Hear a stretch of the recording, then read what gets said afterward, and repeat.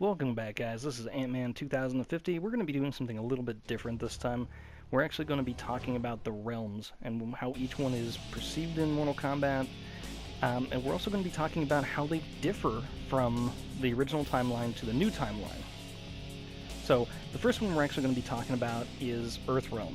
And it's really easy to kind of think, oh, well, Earthrealm's just the same. I mean, it's our Earthrealm. It's where we come from. But that's not really true. The Earthrealm that Mortal Kombat actually exists in is quite a bit different. It's kind of hard to tell how different, since we don't really see much of the world itself. But we already know that people have fantastic special powers, powers that we don't have in real life. Now, some of that can be just rid up to game mechanic, but I'd like to think there's a little bit more lore involved. Think of it this way: in Mortal Kombat I, we had lost 9 of the 10 tournaments that it would take to merge us with Outworld. My guess is that as we get closer and closer to being merged with Outworld, some of what is the special powers of Outworld start kind of bleeding over into our genome. So as we go, we actually become more and more formidable to deal with the attackers from Outworld. Now, before the new timeline, we know that Earthrealm actually went through some pretty major disasters. Mortal Kombat III saw an invasion and a almost forced merging of the realms, in which most of the Earth's population was killed, and then a good deal of them restored, but still. Following that, we had Mortal Kombat IV, where there was an active war between the Elder Gods on Earthrealm, where we had even more people wind up being killed. After that point, we really don't get too much more information about what's going on in the world until Armageddon. Now, in the new timeline, with Mortal Kombat X, we already know that the same events of a forced merging took place, in which a lot of people lost their lives. We follow that up with Mortal Kombat X, where we have the first assault by Shinnok, and then his later assault in both parts of the storyline for Mortal Kombat X. That's gonna change a lot of the way the world sees the realms around itself. This isn't just a handful of people and a couple of gods anymore. The entire world knows that there's parallel realities or parallel realms. So, the reality is Earthrealm has changed quite a lot, and it isn't quite the world that we live in. So let's move on from there. The next realm that we'd really like to talk about is the Nether Realm. Now, the Nether Realm is pretty easy to say, oh, well, it's just hell, so it's not really that important. But it is a little bit... There's a lot going on in there, and it winds up being a major player in the history of Mortal Kombat. So let's just go ahead and go a brief overview of it. The Nether Realm was originally ruled by an unseen character named Lucifer, who was defeated by Shinnok, who became the Emperor of Hell, or of the Nether Realm. The Nether Realm itself is evidently broken into different chambers, or different rings, as we found out in Sub-Zero Legacy. Each of these different rings evidently has a whole different kind of punishment, I suppose, in it. There is actually native creatures to the Nether Realm as well, both demonic and souls that have been twisted by being a part of the Nether Realm. As we know, in the new Mortal Kombat X, Liu Kang becomes the Emperor of the Nether Realm, and so we're going to be seeing that still play another big role. So yeah, I mean, it's pretty much a hell-type landscape, but it's going to be something that's very important in the Mortal Kombat world. It's also something that most mortals can't really survive in. Then we go to the really big one, which is Outworld. Now, Outworld is a massive, massive world. We actually have no idea how large Outworld truly is.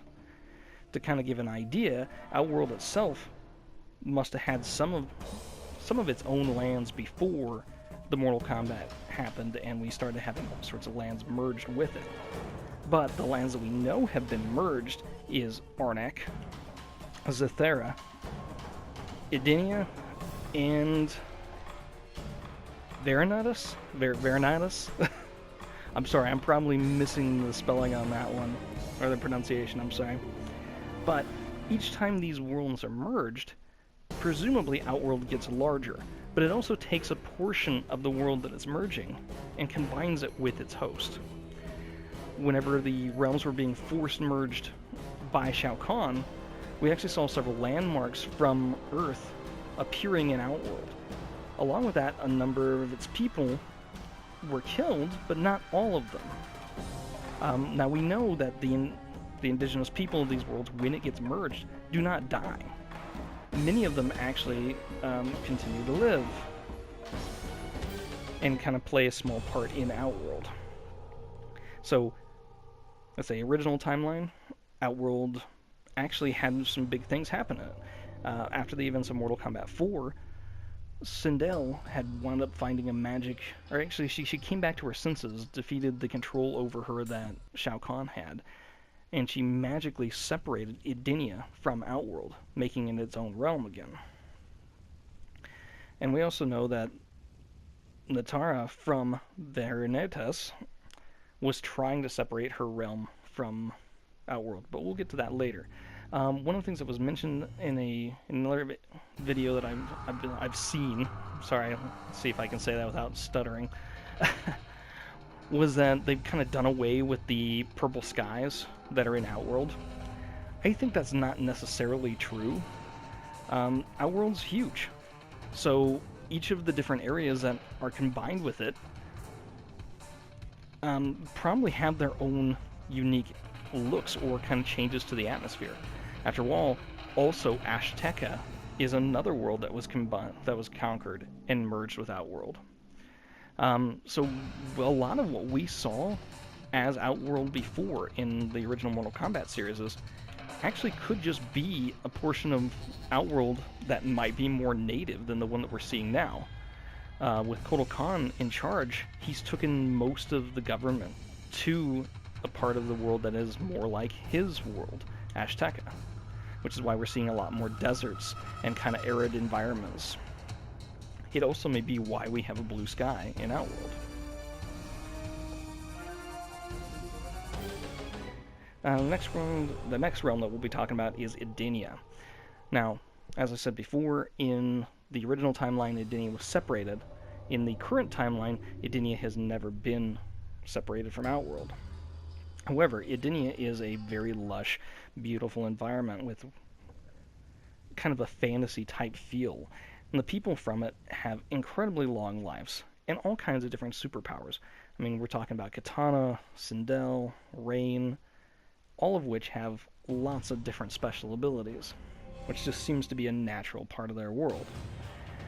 It's actually the whole reason that we had the storyline in Mortal Kombat X with Tanya, where she was trying to fight to free Edenia.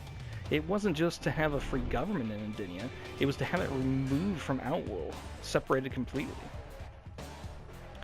Which I think is going to actually be a major part of the story in Mortal Kombat XI.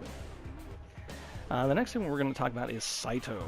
Now, Saito is the Order realm, and although beautiful and definitely inspired by kind of the Japanese culture, Saito is the realm of Order, and it's very domineering over its people. This is actually a realm that we didn't get a whole lot of looks into, and it would be really neat to visit once again. Unfortunately, its only prominent history is that it gave us 3 characters in the 3D era, and it served to have Sujinko be arrested in it. So, hopefully, only good things can happen from here. The next realm we'd like to talk about is Chaos Realm.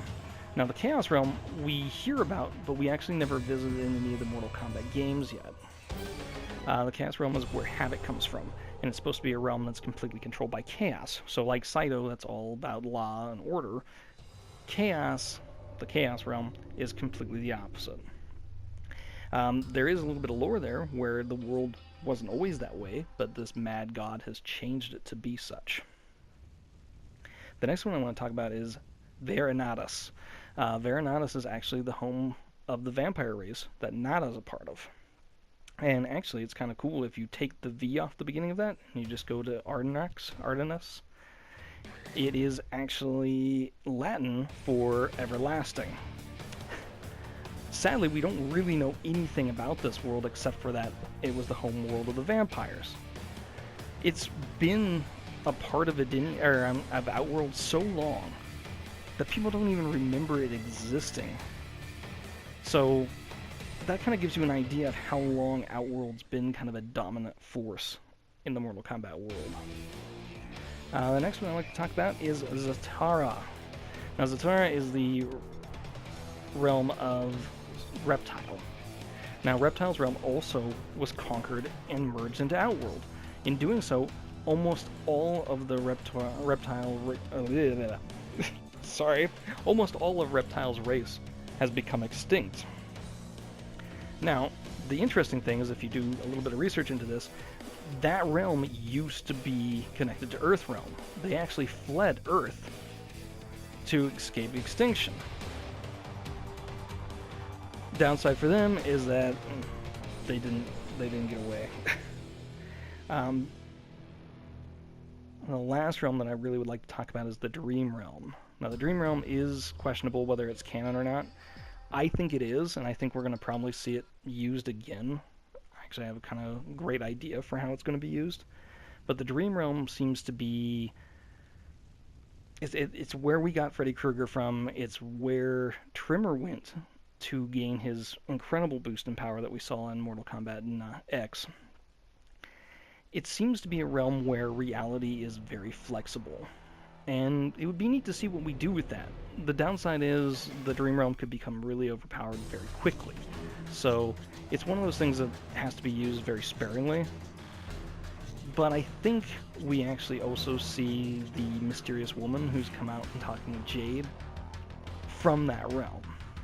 Either way, these are the realms that we know about from Mortal Kombat X, the Mortal Kombat world entirely.